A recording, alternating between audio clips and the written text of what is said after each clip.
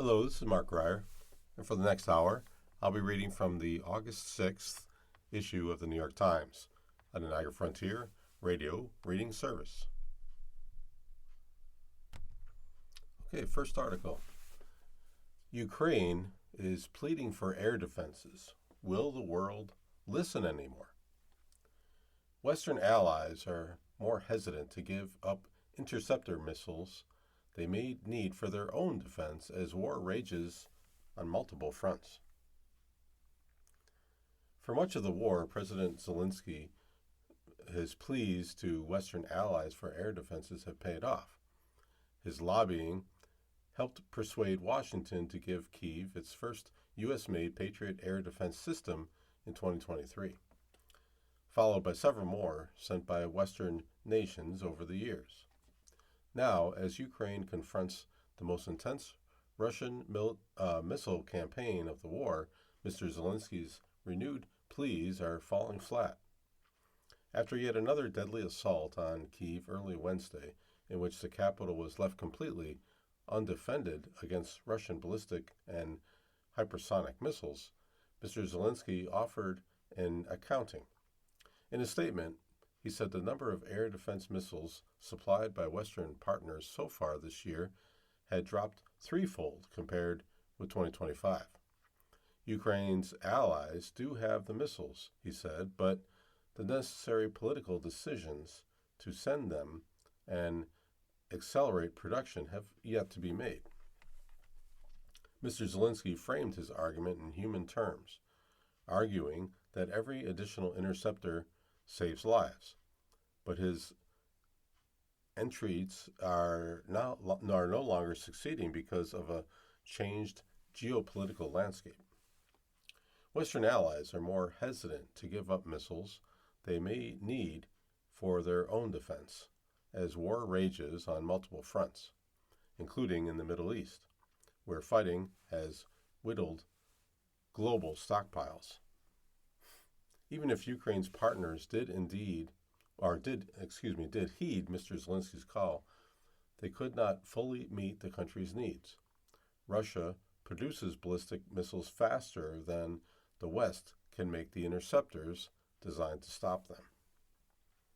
So far this year, Russia has fired 650 ballistic missiles at Ukraine, according to a New York Times analysis of figures from the Ukrainian Air Force.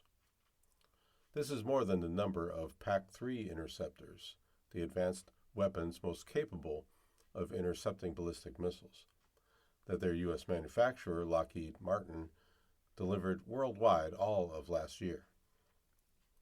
The situation today is more critical than at any point since the start of the war, said the deputy chairman of the Ukrainian Parliament's Defense and Intelligence Committee.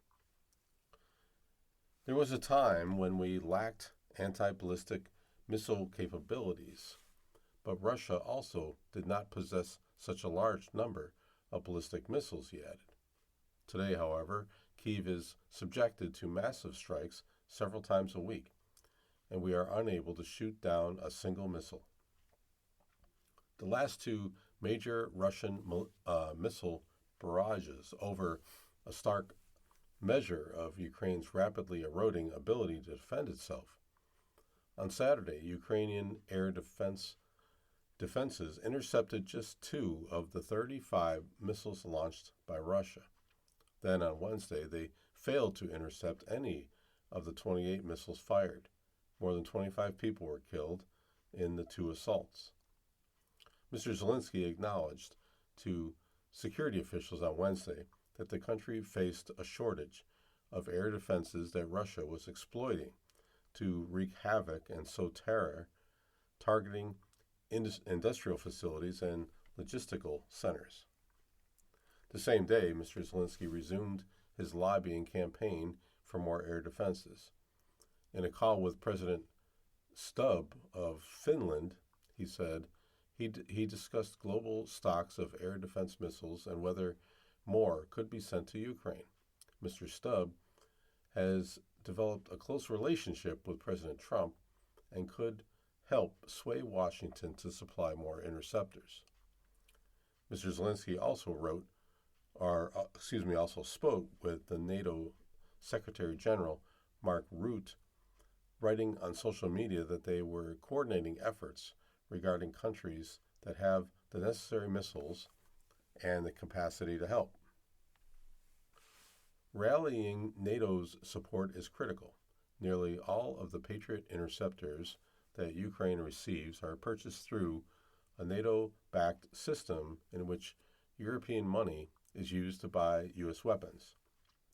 The program was set up to secure continued American weapons deliveries while aligning with Mr. Trump's preference for selling rather than donating U.S. weapons. But it has fallen short of expectations. When it was started last summer, Mr. Zelensky said he hoped it would finance $100 billion in weapons purchases each month.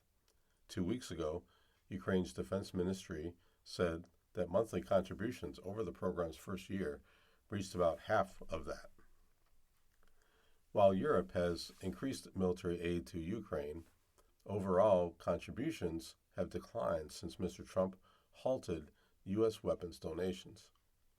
Data compiled by the Kiel Institute for the World Economy, a think tank in Germany, shows that Ukraine has received on average just over 2 billion euros or $2.3 billion in military aid each month so far this year, down from more than 2.5 billion euros a month in previous years.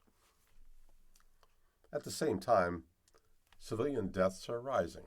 In the first 6 months this year, 1,396 Ukrainian civilians were killed, a 37% increase from the same period in 2025, and a 114% increase compared with the year before, according to the United Nations. The toll of Wednesday's attack was laid bare at a train station in a Kyiv suburb, where rescuers carried away the bodies of 8 victims in white bags. Alexander Pertovsky, the chief executive of Ukrainian Railways, said a strike near the station had ripped through the platform where people were waiting for a train. Until Ukraine gets enough air defenses, he said in a phone interview, how many human lives are going to be lost? Okay, next article. Fauci faces contempt of Congress vote on Thursday. A Senate panel scheduled a vote for Dr. Anthony Fauci when he declined to answer questions at a hearing last week. Here are the legal issues involved.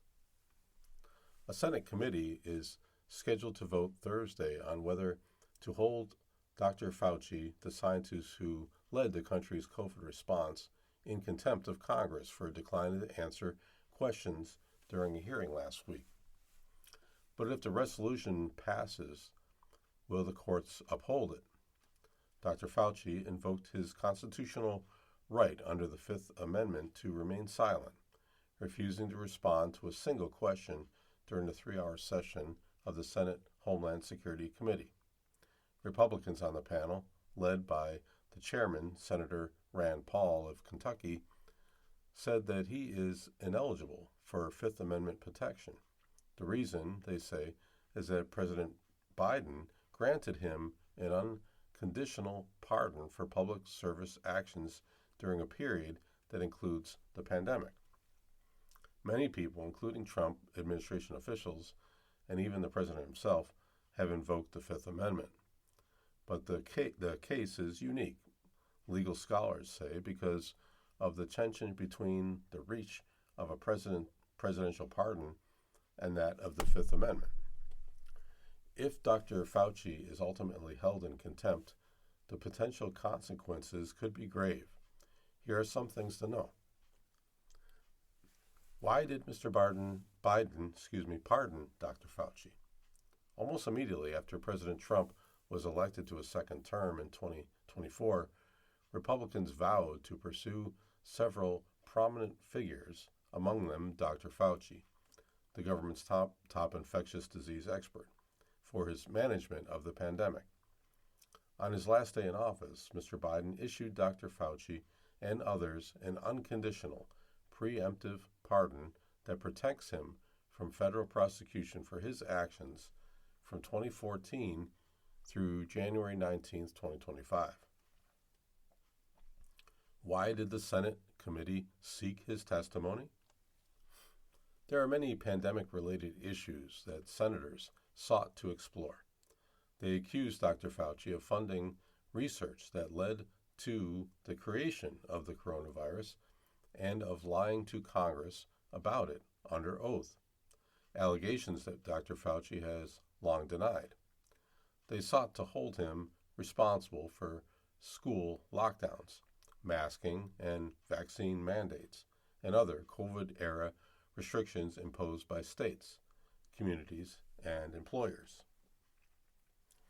Is Dr. Fauci eligible to plead the Fifth? Well, this is a question at the heart of the legal debate. Republican senators on the committee contend that because Dr. Fauci had a presidential pardon, he was already protected. By refusing to answer their questions, he had effectively violated their subpoena of him. You don't have any rights under the Fifth Amendment because you've been pardoned, as you very well know, Senator Josh Hawley, Republican of Missouri, told Dr. Fauci at the hearing. Legal scholars say the issue is not that clear. Jonathan Turley, a constitutional law expert at George Washington University Law School, said that the impact of pardons on a witness's ability to invoke the Fifth was murky, noting that there is little case law on the issue. There are good faith arguments that his pardon would afford him effective immunity, rendered Dr. Fauci ineligible for the Fifth Amendment protection, Mr. Turley said in an interview. He noted that there were also claims that Dr. Fauci's opening statement could be construed as waiving his Fifth Amendment privilege, negating the cloak of immunity granted by the pardon itself. Other scholars maintain that Dr. Fauci's invocation of the Fifth was proper because he was legally vulnerable. His pardon period extended roughly 18 months before the Senate hearing, from which fresh contemporaneous charges could have emerged. Mr. Paul said for years that Dr. Fauci belongs in prison. Pleading the Fifth Amendment is an acceptable strategy, given the pretext of the investigation, which is that they are looking for a way to put him in jail. And given the president's own track record of vindictive prosecutions, said Kimberly Wheel, a professor at the University of Baltimore School of Law, who is an expert on the pardon power.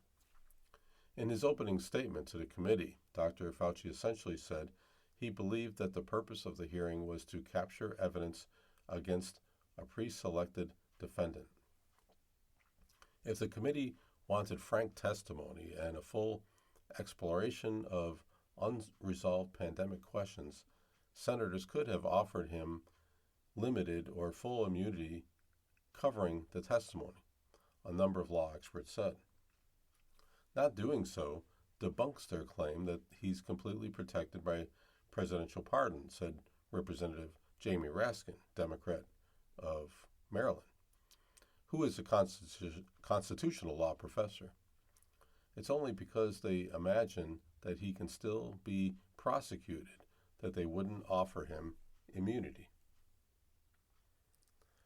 Are other actions covered by the Fifth Amendment, but not the pardon? Yes, the presidential pardon applies only to federal prosecutions, not those brought by states. The Fifth Amendment applies to both. Shortly after Dr. Fauci refused to testify last week, officials in Alabama, Louisiana, and Florida vowed to commence state investigations against him. Well, what happens next? If the committee votes that Dr. Fauci should be held in contempt, the case will go to the full Senate for a vote, or possibly be directly referred to federal prosecutors. They, in turn, would probably convey a grand jury and seek an indictment.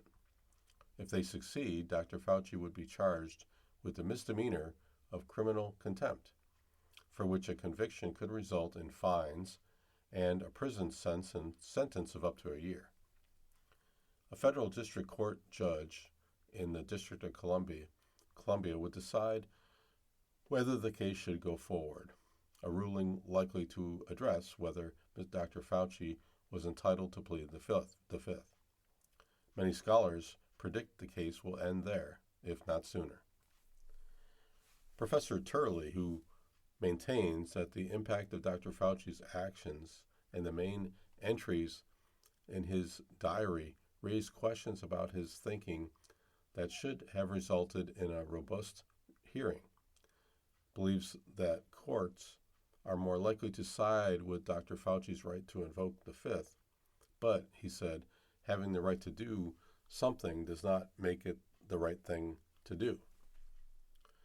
Professor Weil also thinks Dr. Fauci will prevail, in part because the Fifth Amendment was intended to shield witnesses against overbearing government prosecution. If a court did say that Dr. Fauci could not claim the fifth, she said, the precedent would be truly upending. That would say you take the fifth at your own risk of going to jail, she said. And that turns the Fifth Amendment upside down. All right, moving on, next article. Bessent declares widening gap between rich and poor is dead. Despite data to the contrary, the Treasury Secretary made the case that the K-shaped economy no longer exists. Treasury Secretary Scott Bessent downplayed the impact of inflation on lower-income Americans, declaring this week that the K-shaped economy, shorthand for the divergent fortunes of the rich and poor, is a thing of the past. The comments came at a moment when consumer sentiment remains low and voters continue to give President Trump negative marks on his handling of the economy. With midterm elections in just 3 months, Mr. Bessent has continually tried to talk up the economy. But despite promises of lower prices, the U.S. has continued to confront inflationary pressures that have been amplified by tariffs and the war in Iran, which has increased the cost of gasoline. Mr. Bessent suggested that those economic concerns are overblown. I got sick of hearing about this K-shaped economy, Mr. Bessent said on CNBC on Tuesday. I can say here definitely the K-shaped economy is over. The Treasury Secretary said that the economy is now no longer K-shaped, but is forming the letter C, with wage gains among the bottom quarter of earners starting to outpace gains among the top fourth of earners, dismissing downbeat consumer sentiment as a function of misinformation about the economy. Mr. Bessent said that Americans would soon start experiencing relief as a result of the tax cuts that Republicans enacted last year, a message he and other administration officials have been delivering for months. The Treasury Department did not respond to a request for comment explaining which set of wage data Mr. Bessent was referring to. However, the U.S. economy has for years confronted historically high levels of wealth inequity that will not easily be reversed by small improvements to wage growth at the bottom of the income scale. This week, the S&P 500 hit a record high, a boon to investors and corporate America that Mr. Trump hailed on Wednesday during a speech in Nevada. The stock market has set 74 all-time highs just since our short time that we've been back, Mr. Trump said on his second term. The typical American 401k is up much more than $30,000 and setting records day after day, week after week. Yet, consumers remain on edge, and the Trump administration risks making the same political mistakes that the Biden administration made by downplaying concerns about inflation and the cost of living. The war with Iran has slowed the economy this year, and Mr. Trump has not delivered on his promise of lower prices. On an annual basis, inflation is up 3.7%, well above the central bank's long-term target of 2%. Inflation in the second quarter was especially high. Rising prices, particularly for gasoline, hurt low-income households the most. At the same time, signs of economic strength, such as the surging stock market, tend to enrich wealthy investors. While wages are an indication of the trajectory of the economy, many economists look at consumption data and other measures to illustrate how Americans are faring.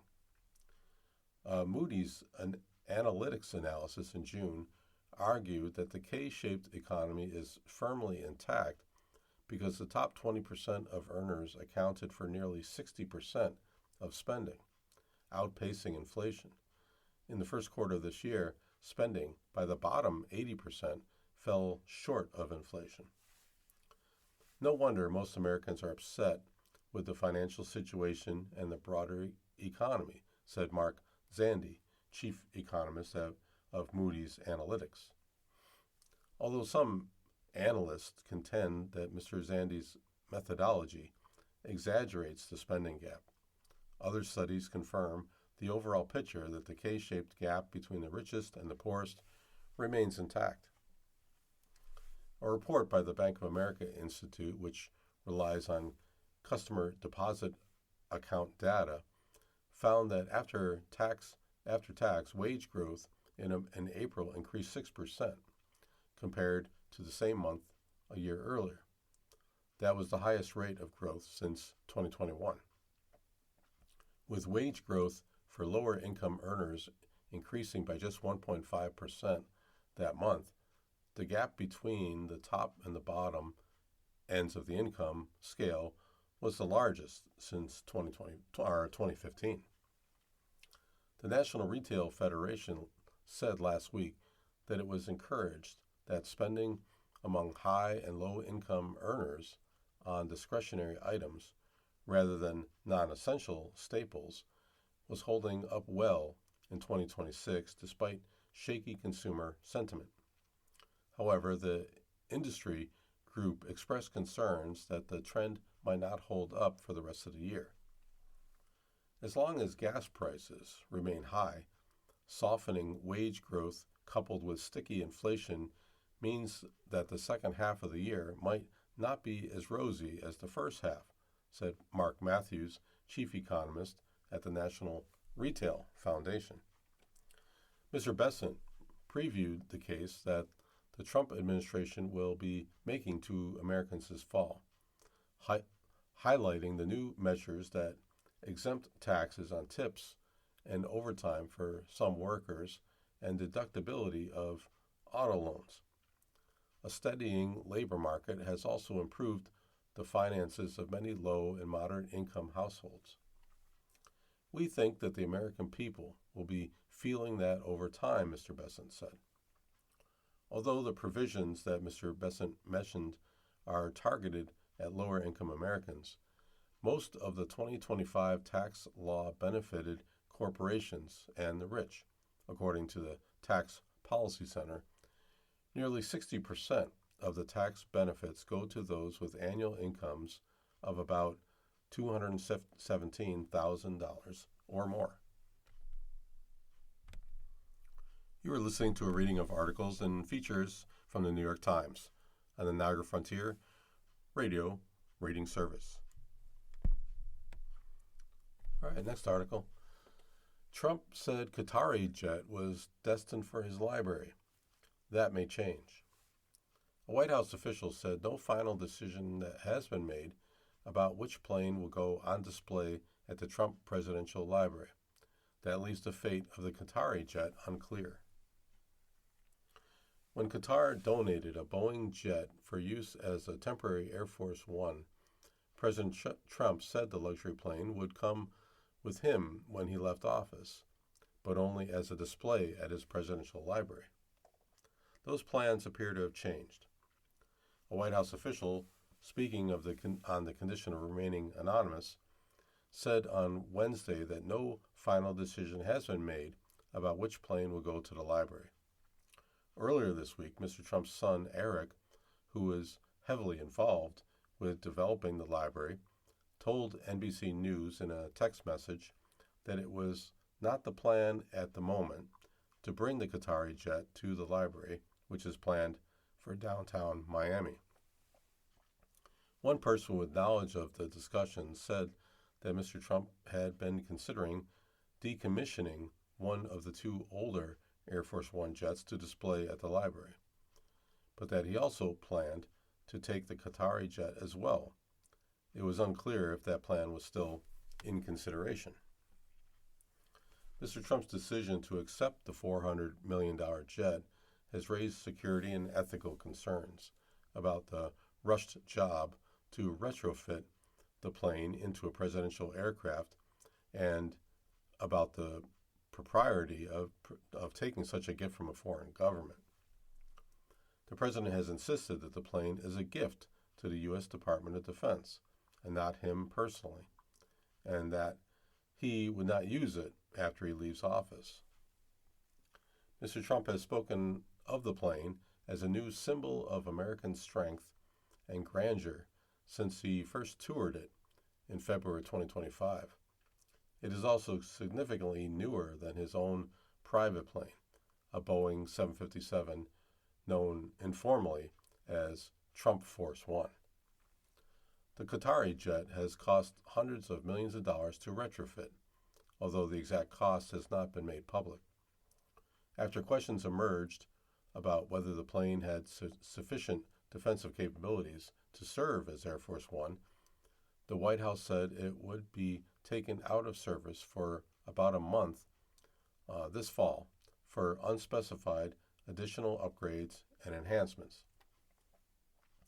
Asked in May of 25 if he planned to attempt to take the donated Qatari jet for his own personal use as a still operating airplane once he left office, Mr. Trump said, "It would go directly to the library after I leave office.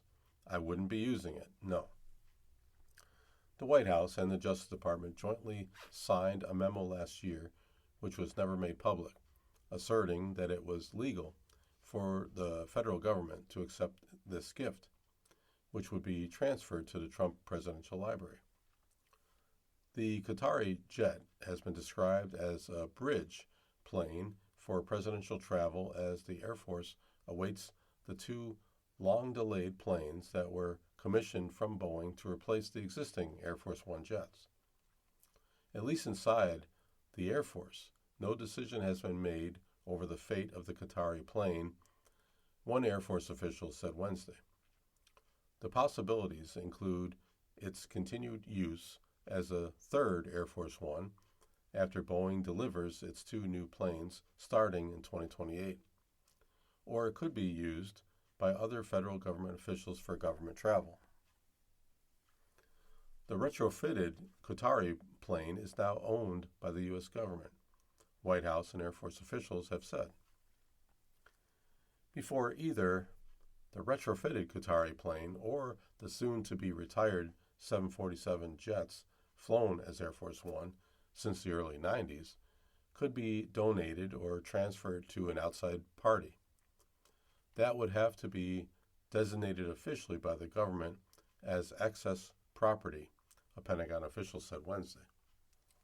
The Air Force Secretary is in consultation with the Office of the Secretary of Defense, then controls what happens to them, a Pentagon official said Wednesday.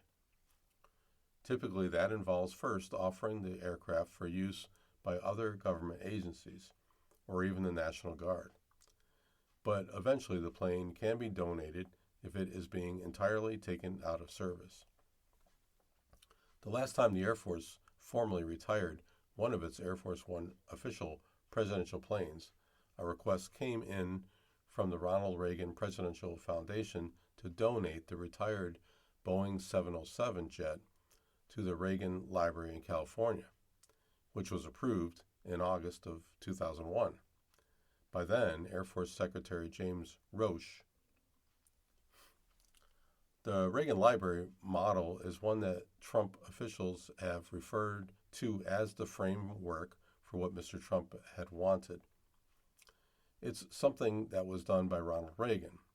They actually decommissioned the plane and they put it in his library, Mr. Trump said on May of 25. About the possible donation to Mr. Trump's own future library, offering his own incorrect version of this history, it has actually made the library more successful. So it was good. Okay, next article is from the opinion section, an article written combinedly by Frank Bruni and Bret Stephens.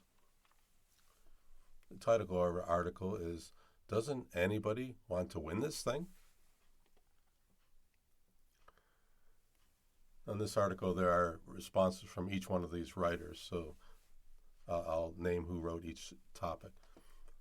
First, Frank Bruni said, "I suppose it's only the latest sign of a morally berserk age.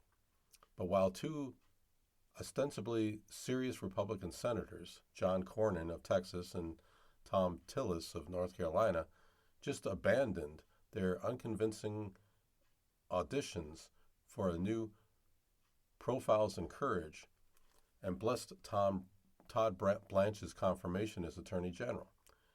Washington's U.S. Attorney, Jeanine Pirro, of all fruitcakes, earned her own chapter by truly tangling with President Trump over his self-serving claims of reflecting pool vandalism. Help me make sense of this, Bret."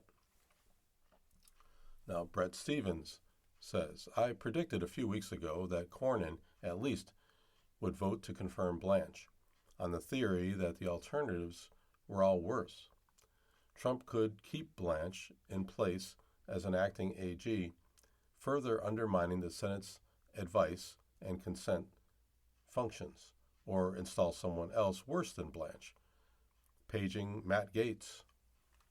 As the Pirro dropping those absurd charges against the former Olympic athlete for supposedly vandalizing the reflecting pool and telling Trump to his face that Doug Burgum, the Interior Secretary, was misleading him, as our news side colleagues have reported, what can I say? Good for her. Somehow, not surprising that what little courage there is in this administration comes from a woman." Now back to Frank. A woman. And here's another thought I never expected to express, following in the footsteps of Marjorie Taylor Greene.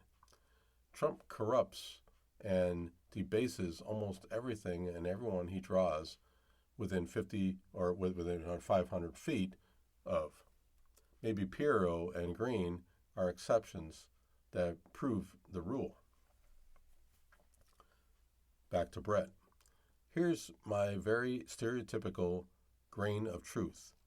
Feel free to contradict me, my observation on the proverbial battle of the sexes. Men tend to define themselves according to their proximity to power.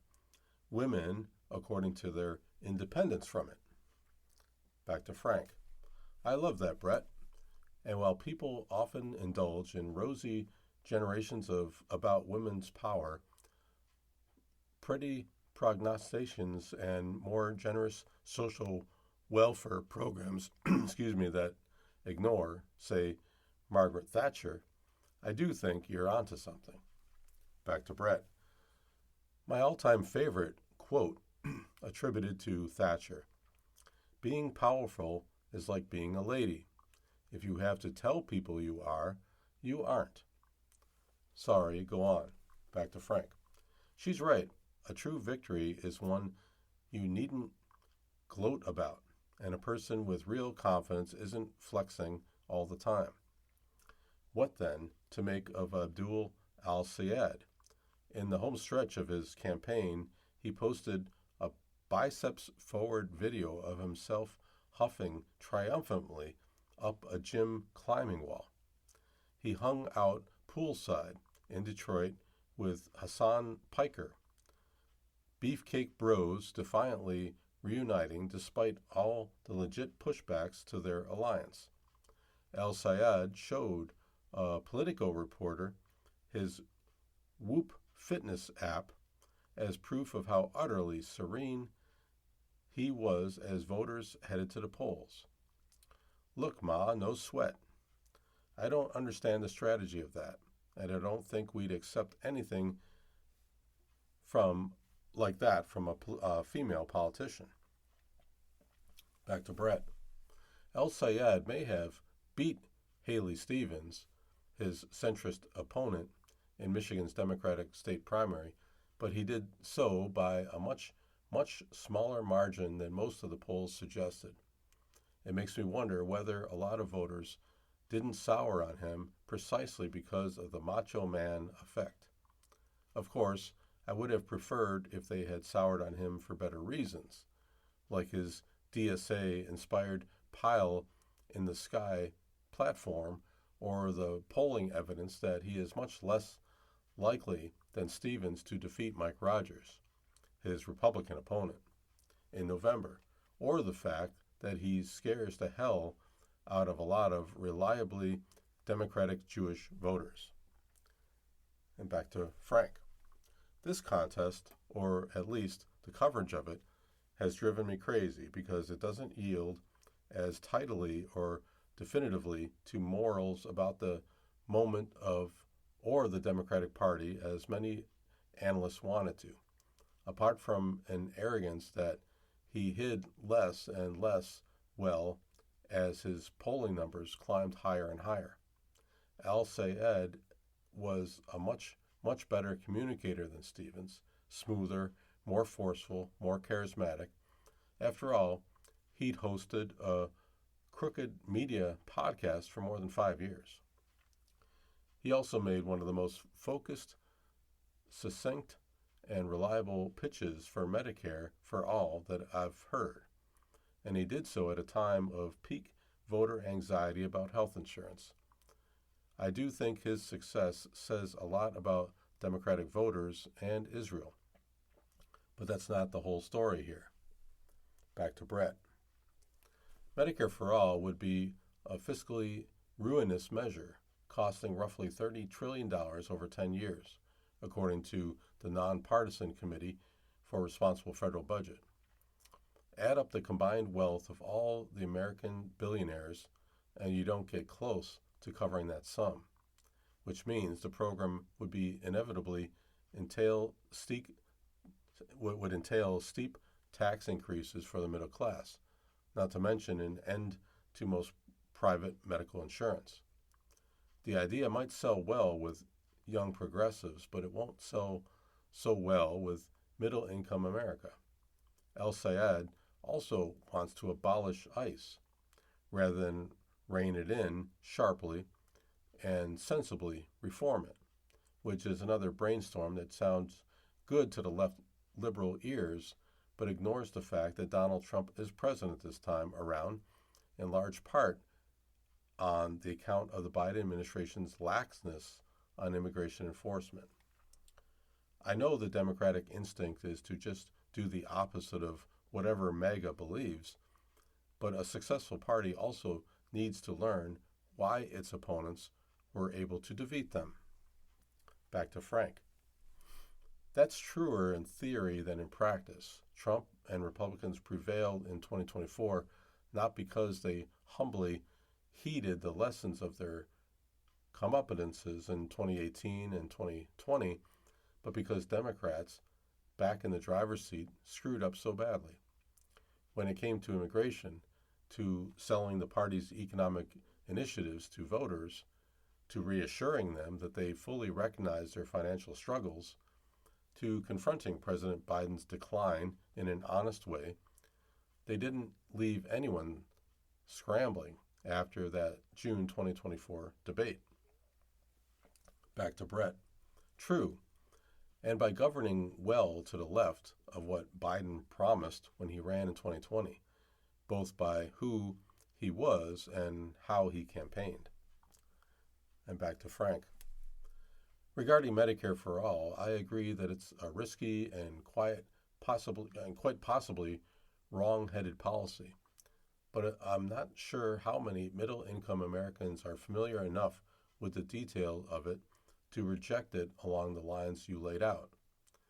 I paid a lot of attention in recent weeks to what Michigan voters were telling journalists and saying in focus groups. Many voters act on impressions more than detailed information, and their impression was that El-Sayed was generally plugged into their needs and fears.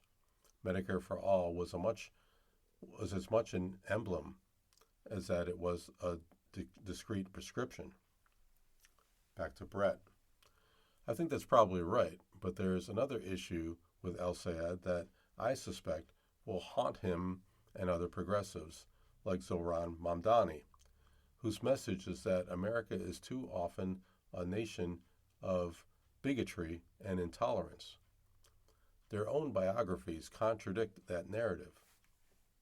In El-Sayed's case, he is the son of Egyptian immigrants who, after his parents' divorce and second marriages, became the step-grandson of white Presbyterian deacons and went on to become his class's commencement speaker at the University of Michigan, a Rhodes Scholar, a leading public health official in the state, and now, in his early 40s, a potential U.S. Senator. If anything affirms the big-heartedness of America, it's him. Progressives need to inequitably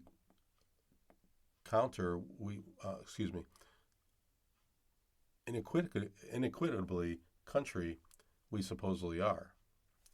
Back to Frank.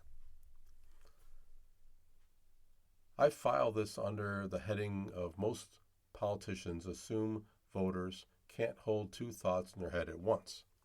So they can't see an El-Sayed or a Mamdani as both an affirmation of this country's exemplary promise and a credible voice for underprivileged and the marginalized.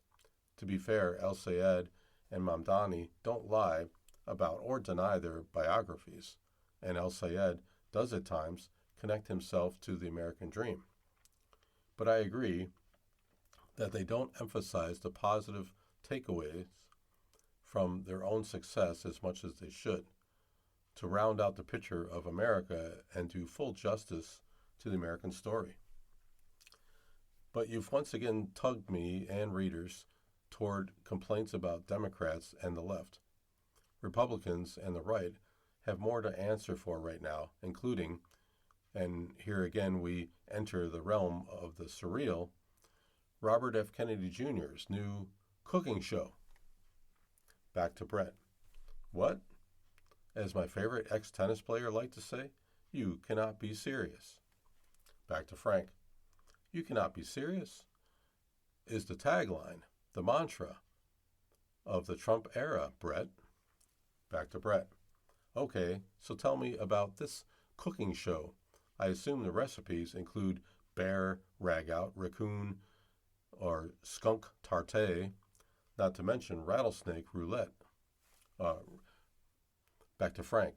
Don't forget the whale. Here's the skinny. In an administration that has erased any and all distinctions between government work, reality television, and the social media marketing, our Secretary of Health has taken a break from vilifying vaccines to inaugurating the Real Food Show on YouTube. He'll be traveling the country to stand stiffly in kitchens with hapless chefs who make meals that conform to the newly inverted food pyramid. In the first episode, he clumsily assists in the construction of salmon cakes that don't look remotely appetizing. In a Garten, he's not. Back to Brett. Move over. Barefoot Contessa. Hello, brain-eaten quack. Back to Frank. Or bare-chested charlatan. I should note that the Transportation Secretary, Sean Duffy, has spent much of the past year shooting a YouTube series called The Great American Road Trip, which hasn't been released yet, but will apparently show him, his wife, and their 9 children visiting national parks, landmarks, and tourist sites in 10 states and Washington, D.C. Nice work if you can get the corporations to sponsor it, which he did. Can a YouTube fitness show starring Defense Secretary Pete Hegseth be far behind? He could emerge as a kind of Jane Fonda for the modern manosphere. Barbarella. Back to Brett. We're living in the age of reality substitution, brought about through the marriage of reality TV, alternative facts, and now artificial intelligence. But, Frank, let's not end on this decline and fall note, as tempting as it is. Anything worth celebrating? Back to Frank. For sure.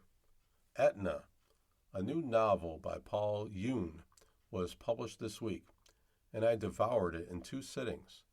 The title character is a dog trying to make his way home after being conscripted into a war and performing duties and beholding deaths that leave him physically and emotionally scared. He narrates the book, and Yoon's spare, precise, beautiful language lifts a conceit that could have been hokey and gimmicky into something revolutionary. A glimpse of human folly and cruelty through the eyes of the utmost innocence. Here's Etna on the exchange he notices in a fellow war dog, Fuji. As time went on, the more hurt she was, the more she wanted to hurt. And the blue in her eyes grew less blue, and I could never explain that. What a succinct commentary on the cycles of the toll of violence. Although Etna made me cry, it also brought me joy because it's a gorgeous reminder of our ability to look searingly and soulfully at who we are and what we've become. Okay, you're listening to a reading of articles and features from the New York Times on the Niagara Frontier Radio Reading Service. Okay, next article. Iran says it is nearing final agreement with Oman on Strait of Hormuz. The agreement on an acceptable route for ships to pass through the strait would effectively ratify Tehran's control over the crucial waterway. Iran and Oman are close to finalizing an agreement on an acceptable route for ships to pass through the Strait of Hormuz, Iran's foreign minister's spokesman said, according to state media reports on Wednesday. The 2 countries, which sit on opposite sides of the strategic waterway, have been in talks to find a formula to reopen the strait. Iran effectively closed the strait, used to transport a significant quality of the world's oil and gas supplies in retaliation for the attacks by the United States and Israel this year. Iranian officials have insisted that they will not give up on some measure of control over the strait, which before the war was an open international waterway. The geographic coordinates of the route envisioned by both sides have been agreed upon, the spokesman for Iran's foreign ministry was quoted as saying by Iran's state news agency. If certain third parties do not obstruct the process, a joint statement by the 2 countries containing the principal considerations and points of agreement is currently in the final stages of review and drafting. Officials familiar with the emerging accord had earlier told the New York Times that under its terms, vessels heading into the Persian Gulf would transit a channel controlled by Iran and close to its coast. Ships leaving the Gulf would travel on the channel near Oman. Mr. Bagheri said nothing about charging fees or tolls for ships passing through the strait, according to the reported comments. A regional diplomat with knowledge of the ongoing talks said the negotiators were working hard and hoping for the best. The Omani government did not immediately respond to a request for comment. Iranian officials have said that while there will be no tolls charged in the strait, the agreement includes a service fee to cover the environmental effect of the shipping, security for the cargo ships and tankers, and staffing.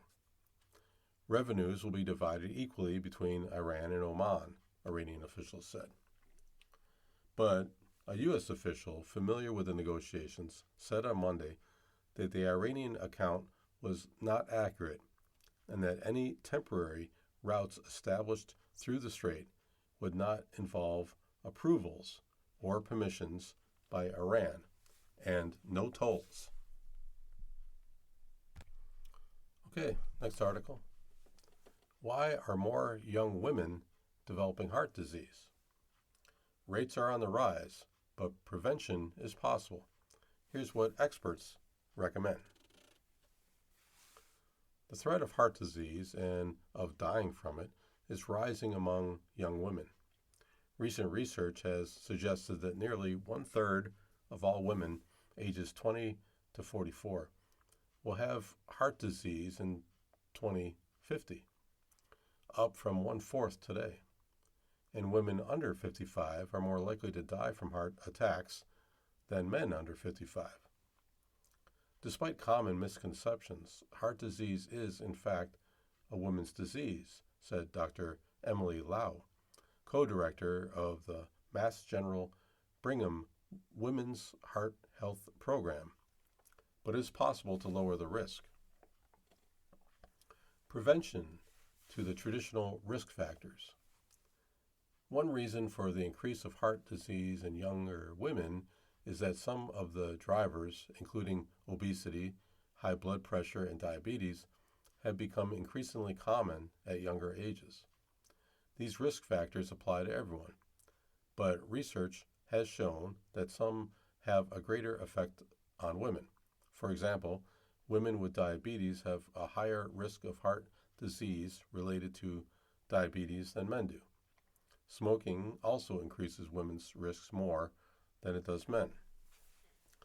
Young women with high blood pressure are often underdiagnosed and undertreated, but heart disease risk may actually start rising at lower blood pressure levels in women than in men, said Dr. C. Noel Perez, director of the Barbara Streisand Women's Heart Center at Cedars-Sinai in Los Angeles. Routine checks of your blood pressure, cholesterol, weight, and hemoglobin, a measure of average blood glucose levels, are important for assessing risk. Doctors recommend all adults strive for these levels. Blood pressure under 120 over 80, low density lipoprotein or LDL under 100, mass body index under 25, and hemoglobin of 5.6 or lower. Knowing your numbers is your most powerful tool, said Dr. Priya Frini, director of the Women's Heart Care Program at Northwestern Medicine. And it's never too early to start. Every woman should work with her physician to bring off-target numbers to target, she said. That should include lifestyle measures, eating a Mediterranean or DASH-style diet, not smoking, limiting alcohol, and doing both aerobic and resistance exercise as well as medications when needed. One upside of the disparate effects of risk factors by sex is that it works in the other direction too. Dr. Freeney said, studies have shown that women achieve the same reduction in cardiovascular risk and mortality as men with half of the amount of exercise. And the non-traditional ones too. There's a growing recognition that sex-specific factors also play a role.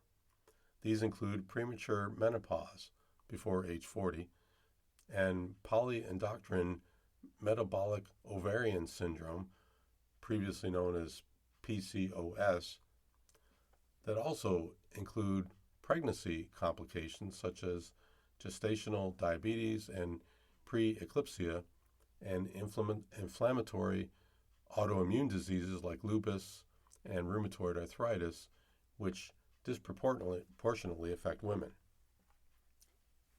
Each of these is associated with increased heart disease risk, but may not necessarily be causal, said Dr. Martha Golotai, director of the Davis Women's Heart Center at Houston Methodist. For example, it's not clear whether high blood pressure in pregnancy itself increases heart risk, or if it simply highlights some pre-existing vascular abnormality, she said. Either way, it can signal who is most likely to develop premature heart disease. In patients with low risk factors, she said, we end up being very aggressive about managing blood pressure, glucose, and cholesterol. Don't neglect heart health during your reproductive years. Women in their 20s, 30s, and 40s are less likely than older women to have a routine health care provider and often skip or delay care because of costs, according to survivors. Some rely mainly on OBGYN for primary care.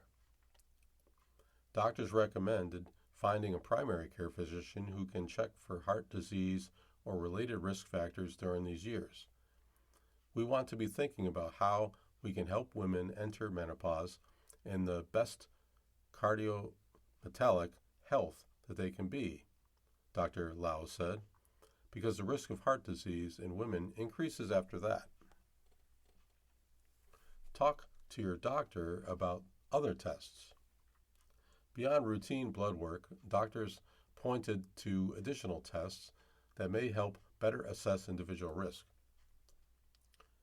One is the coronary artery calcium score, CAC, which comes from the specialized CAT scan of the heart. The formation of blood clots that lead to heart attacks is a super slow, silent process, Dr. Freeney said. A CAC score, which shows whether and how much calcified plaque is in the coronary arteries, can help identify that process before symptoms appear, enabling doctors to start treatment and prevent heart attacks. Guidelines also recommend that all adults have their level of lipoprotein, a particular type of bad cholesterol, checked once. The level doesn't usually change throughout the life, but menopause is a notable exception. Dr. Galanti said that women with a borderline level should have it rechecked after menopause. Dr. Galanti suggests that women also have their C-reactive protein, a marker of inflammation, checked with a blood test. Some research has suggested that the marker can predict cardiovascular risk, though the evidence is not yet strong enough for the test to be widely recommended. You've been listening to a reading of articles and features from the August 6th issue of the New York Times. Your reader today has been Mark Reier. Thank you so much for listening.